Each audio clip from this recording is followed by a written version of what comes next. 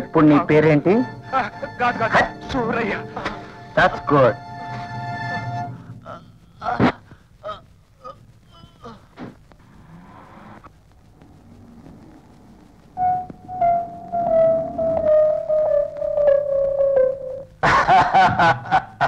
నన్ను రెచ్చగొట్టెవరో ఈ భూమి మీద బతికి పట్టగట్టలేదు. పిల్లకాకి ఈ నరేష్ లెక్క కట్టే అర్హత నీకెక్కడుందా? నువ్వు నూరు మీరా పిల్ల కుంక.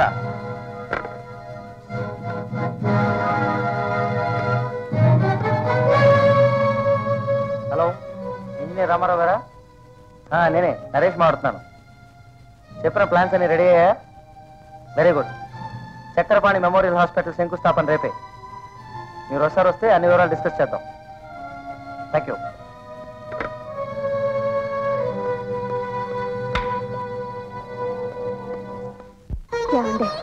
ఏమండి, మీరు కట్టించాలనుకున్న మన వర్కర్స్ మెమోరియల్ హాస్పిటల్ పని ప్రారంభం కాబోతోంది. ఇన్నాళ్ళకి మీ కోరిక నెరవేరిందండి.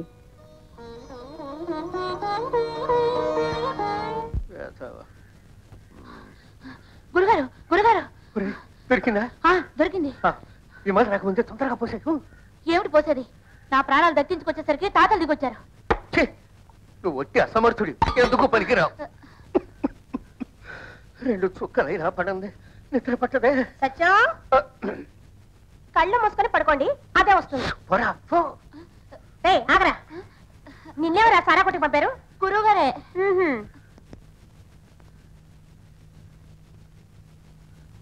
నేను చెప్పాను కదా వెళ్ళొద్దని. డాక్టర్ గారు కూడా చెప్పారు కదా మందులు వాడుతున్నప్పుడు ఏమీ తీసుకోకూడదని. నేను మందే కదా. ఆ మందు కాదు నేను అన్నది. కష్టపడి మీ ఆరోగ్యం కుదుట పడాలని నేనెంత ప్రయత్నించినా కూడా దాన్ని వృధా చేస్తున్నారు. డాక్టర్ గారు ఇచ్చిన మందులు తీసుకోండి. ఆ మందు వద్దు, ఈ మందు వద్దు, నాకు అసలు మందులే వద్దు. కావాలంటే మాత్రం ఆ మందు ఎక్కడ దొరుకుతుంది? ఏమైందిరా? ఆ కొట్టుని, ఆ కొట్టు యజమాని సూరయ్యని, వాడి తోకల్ని నల్లు నలిపినట్టు నలిపేశాడు. ఎవరా? ఆ రోజు కారులో మనల్ని పోలీస్ స్టేషన్ తీసుకెళ్తానన్నాడే. ఓహో, అతనా? అవును. ఆ సూరయ్య గారికి కావాల్సిందేలే.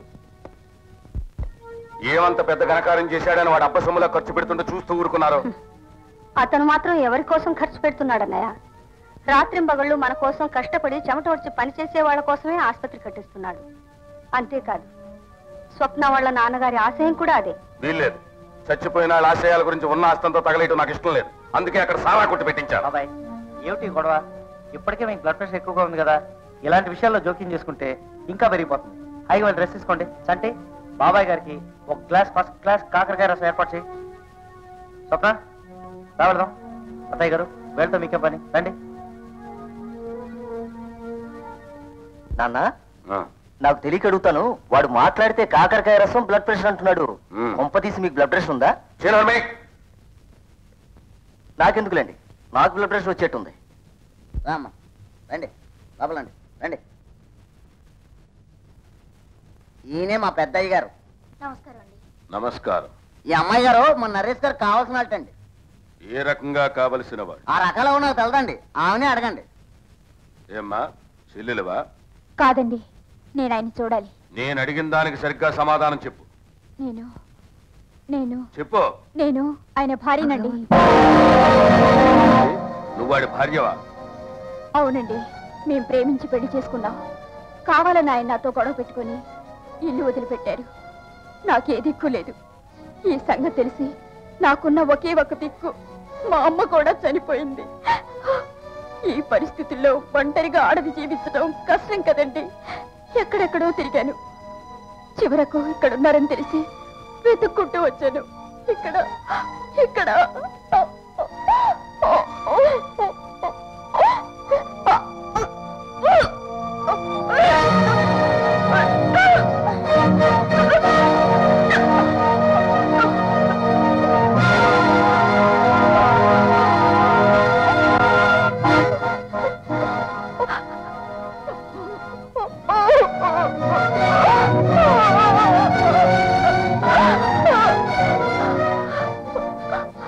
నా కడుపులో పెరిగే బిడ్డ కోసమైనా నా భర్త నాకు అప్పగించటమ్మా. అయ్యారండి నరేష్ గారిని పిలమంటారేటండి. లోపలికి వెళ్ళా.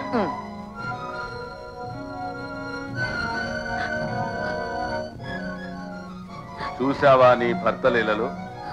ప్రేమ పెళ్ళట, ప్రేమ పెళ్ళి. ఆడపిల్లని పెద్దల అనుపాజ్ఞంలో పెంచకపోతే ఇంతే కాదు, ఇంకేమైనా జరగచ్చు.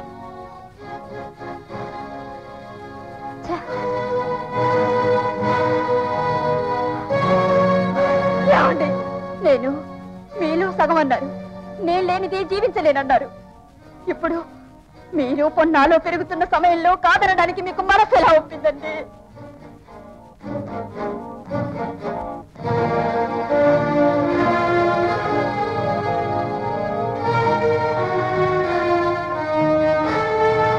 ఏమిటి ఆలోచిస్తున్నావు? ఇంతకు ముందే ఈవిడ్ని చంపకుండా ఎందుకు నడి రోడ్లో వదిలి వచ్చేశానా అని ఆలోచిస్తున్నావా?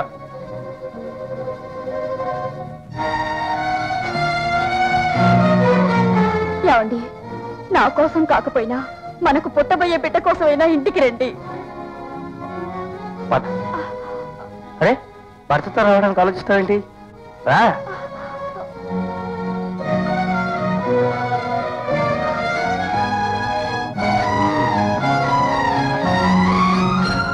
జానకి, చూసావా నీ అల్లుడు గొప్పతనం? అనుభవించు.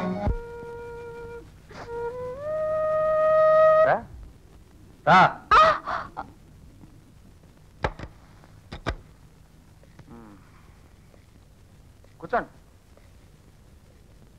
కూర్చో.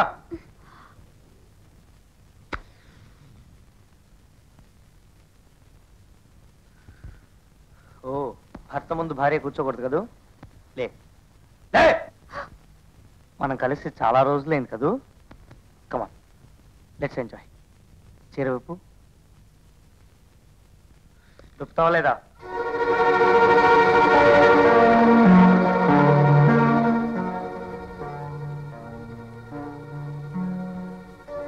బ్యూటిఫుల్.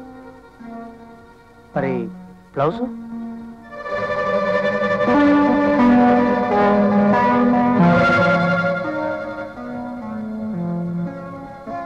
నెక్స్ట్.